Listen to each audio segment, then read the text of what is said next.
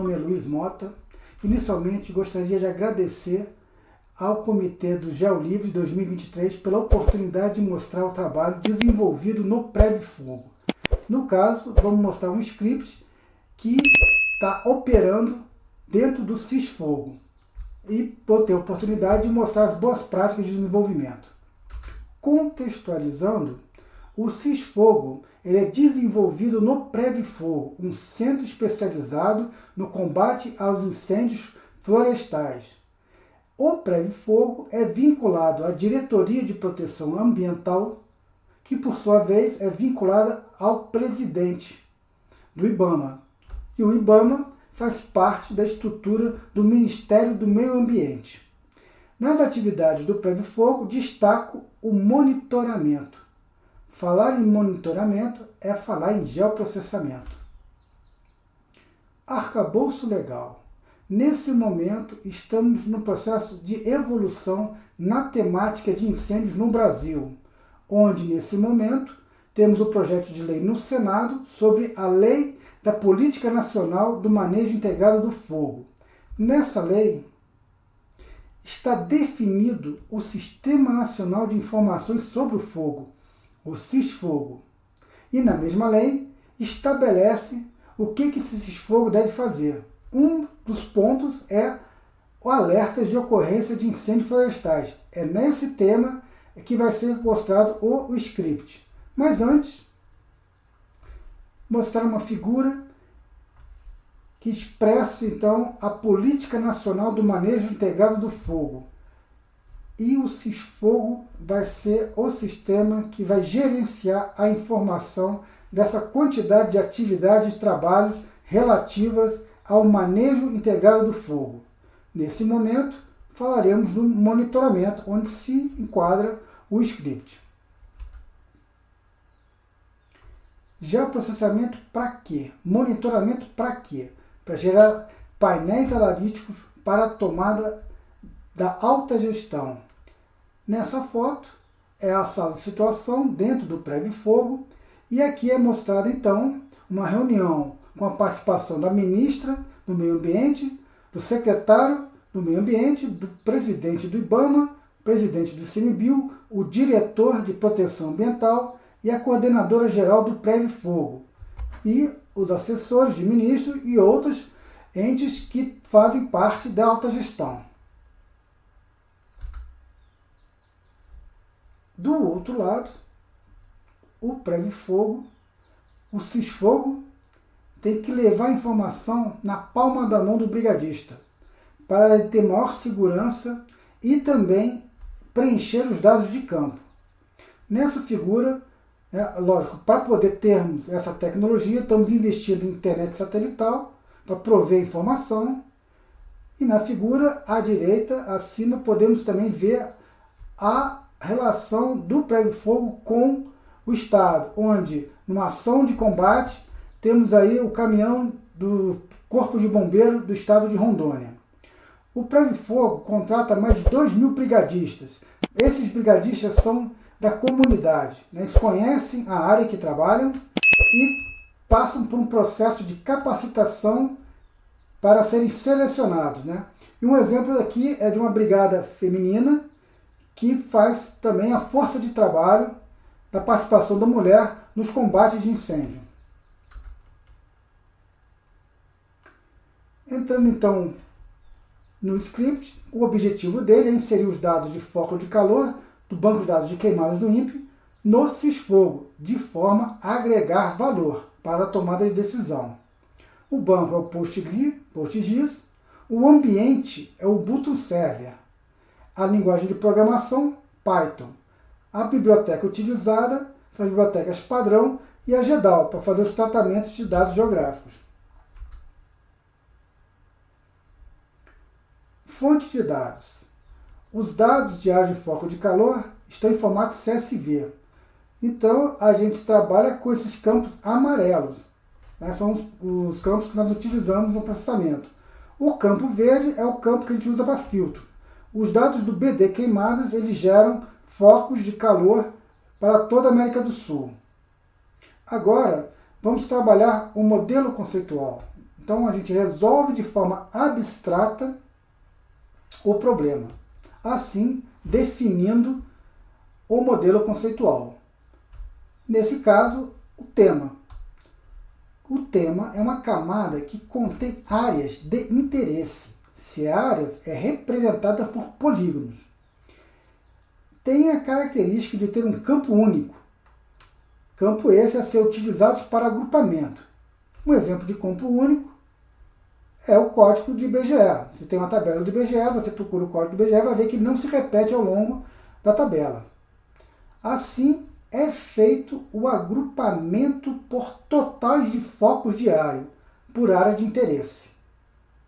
Se você tem um total de área, total de focos numa área, você pode comparar com outra área esse total. Dessa forma, fazemos o ranqueamento, ou seja, a classificação com o total de focos diário por área de interesse. Para quê? Para responder a pergunta: qual é o alvo com mais focos de calor? Os exemplos de tema, temos terra indígena, unidade de conservação federal, estadual, áreas quilombolas, assentamentos, município e etc. Etapas. A primeira etapa é fazer o download do CSV no site do INPE. O detalhe, esse download é feito às 5 horas da manhã. Por quê? A data e a hora, ela está em Greenwich. O satélite passou aqui no Brasil, só que o horário que ele passa no Brasil, o horário que é gravado é de Greenwich. E temos o fuso de menos 3 horas. Assim, baixando os dados às 5 horas da manhã, eu garanto que todos os dados daquele dia que o satélite passou, eles estão dentro. Né? Tenho 3 horas mais 2 horas de folga, para que ocorra um processamento e disponibilização dos dados lá no INPE. Próximo passo: gerar a camada do tipo ponto, com os campos de interesse do CSV. É a camada de pontos com os dados de data e hora da passagem do satélite. É o CSV em forma de camada. Próxima etapa: criação dos workers. Worker é uma célula de processamento, onde cada worker processa um tema. E esse processamento é feito de forma paralela, ou seja, um worker trabalha numa CPU. Nos workers são feitas as seguintes tarefas: cópia dos dados, tema, afinal cada worker tem o seu tema, esse tema é obtido no banco de dados, e os focos com os horários das passagens de satélite, aqueles focos lá do INPE, tá? Que foi feito na etapa 2. Com esses dois dados, esses workers começam a processar e gerar as tabelas a serem armazenadas no banco de dados.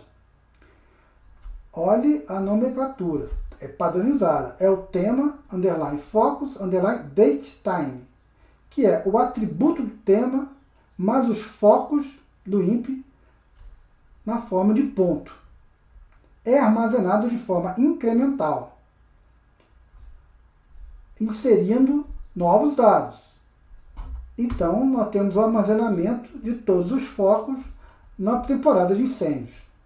Próxima tabela é a tabela de focos date total. Os atributos do tema e mais os focos, nesse caso, focos do dia, onde ocorre a totalização dos focos por dia.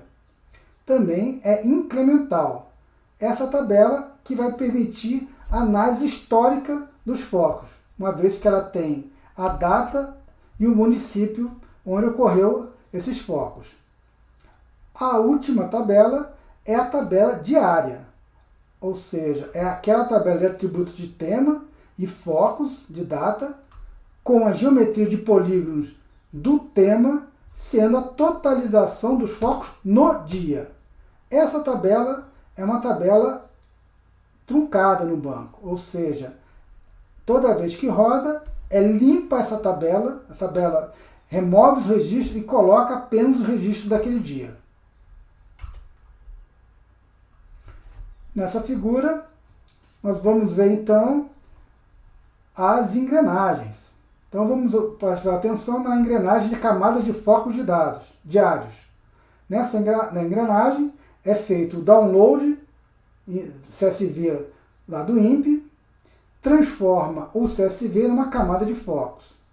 Olhando a engrenagem do worker, ela faz a cópia da camada dos focos, que é essa camada em memória, faz a cópia do tema no banco de dados. Se for feita uma leitura no banco, esses dados do tema vai para o worker e dali para frente todo o processamento é feito em memória de forma paralela, criando as tabelas de análise de focos, date time, que é os registros dos focos pontualmente do INPE, com os dados do tema, os dados totais do tema, totalizando esses focos, né? Essa tabela é aquela tabela do histórico, e a tabela do dia, que representa naquele dia o número de focos que tem em cada área de interesse. E é feita a cópia para o banco de dados. Acima podemos ver um log mostrando o tempo de processamento, as fases, e nesse caso aqui mostra 9 temas sendo processados de forma paralela. Então, vendo agora as boas práticas, documentação. No script, na sua fonte, coloque o autor, o tipo de licença, uma descrição sumária do que esse script faz. Tá? Isso é padrão. Utilização do log, eu já comentei antes. E no caso aqui, o log é feito em arquivo, vocês viram na slide anterior. E no caso de ter algum problema, esse log envia o e-mail. Tá? Então, se eu não receber e-mail, eu sei que está tudo funcionando direito. Próximo passo de boas práticas é fazer o script para cada responsabilidade. Não é fazer um único script com um monte de coisa lá dentro. Vai separando. Por exemplo, um script para fazer um download CSV, um script para fazer o log, o outro script para fazer o processamento. Tá? Ali são as classes, um script tem a classe, que ele é mais complexo, outro é apenas uma função, que é o caso do logger. Mas o importante é que, dessa forma, você pode atuar numa alteração do seu script de uma forma melhor. Por exemplo, se mudou o CSV, você vai dar uma olhada ali nesse script de download CSV, para poder alterar ele. Tá? Outro ponto, nomenclatura de classe. Olhando o código abaixo, tá? Eu sigo um padrão de nomenclatura. Você segue um padrão, tem padrões lá especificados, escolha o seu padrão, use um estilo seu, para que quem for ler seu código tenha clareza do que você está fazendo. Tá? Muito importante ter clareza. Lembre-se que o código ele passa por processo evolutivo. Além da nomenclatura, outro ponto interessante é um arquivo de configuração. Não misturar a configuração do seu script com funcionalidade. O exemplo é os temas. Eu tenho um arquivo de configuração que define quais são os temas que vão entrar no processamento. Se surgir um novo tema, esse tema é criado dentro do banco, você popula ele com os dados do tema e adiciona esse tema desse arquivo de configuração. Na próxima vez que você rodar, esse novo tema vai ser processado. E agora falando do recurso da GEDAL. O que a GEDAL possibilitou? Ela possibilitou o uso de um dataset em formato GeoPackage em memória. Então aquele worker, ele na verdade, ele é um GeoPackage em memória. Dessa forma, eu posso usufruir da linguagem SQL, porque eu estou trabalhando com GeoPackage. A GEDAL traz as funcionalidades de um banco para o GeoPackage. E aí eu uso o SQL e ainda consigo generalizar, porque eu estou usando o Python. Ou seja, eu construo o SQL, a lógica do SQL, parametrizo e para cada tema ele vai ser utilizado conforme esse parâmetro. Então é feito um SQL que possibilita você generalizar. Para exemplificar, temos a tabela do tema, que é a tabela 1, que é a origem do tema. Embaixo você vê o arquivo de configuração. Então, dessa tabela, eu seleciono os campos, gero a tabela de tema mais focos, que tem os dados do INPE, mais os dados do tema. Essa tabela de ponto, ela é agrupada para tabela 3 e 4. Olhando a tabela 3, é aquela tabela de área. Olhando a figura que está abaixo à esquerda, vamos olhar um registro dessa tabela. Então, nessa área, que é a reserva extrativista verde para sempre, no dia 30/10 teve 22 focos, e comparando com as demais unidades de conservação, ela está em 11º no ranking de focos. O status e a descrição é populado pelo usuário, e também faça comparação com o dia anterior, que teve 72 focos. A diferença é menos 50, significa que de um dia para o outro os focos foram extintos. E também o ranking. Com 72, estava na 6ª posição. Perdeu 5, ou seja, de 6 foi para 11. E dessa forma você pode ver a variação de cada tema de interesse. O detalhe, então, das informações a serem preenchidas pelo usuário, eu uso uma tabela temporária, que é do dia, o usuário preenche, na hora que preenche, bate lá no banco, o banco tem uma trilha e popula naquela tabela que guarda todo o histórico de agregado, todo o histórico de totais de foco de calor. Então, esse foi um artifício para a gente poder ter de forma visual a geometria, etc., e o usuário poder colocar os dados. E agora vocês podem olhar essa tabela e ver essa informação já sabendo como chegou nela, né? O trabalho que teve, né, do modelo conceitual, das boas práticas, aplicando para chegar nessa informação. É o que está por trás do sistema. Onde foi construído esse script? Nesse local. Tá? Aqui é a sala da Divisão de Monitoramento e Combate, a DMC, e esse aqui é um local que a gente tem uma premissa. Está faltando alguém nessa foto. Nesse dia, quem é que está faltando? Pô, sou eu ali, o Luiz Mota? Não, fui eu que bati a foto. Quem está faltando, na verdade, é você. Isso aqui foi planejado para um ambiente colaborativo. Nós acreditamos na terceira fase do geoprocessamento. É a colaboração. Né? Vivemos a implementação de algoritmos, que é o nascimento dos dias, vivemos a mudança dos dados com os Big Data, e agora a terceira era é a era da colaboração. E para isso, convidamos a você fazer parte dessa história. Preencha o formulário, pegue lá o seu celular, aponte para o QR Code e junte-se a nós. Muito obrigado.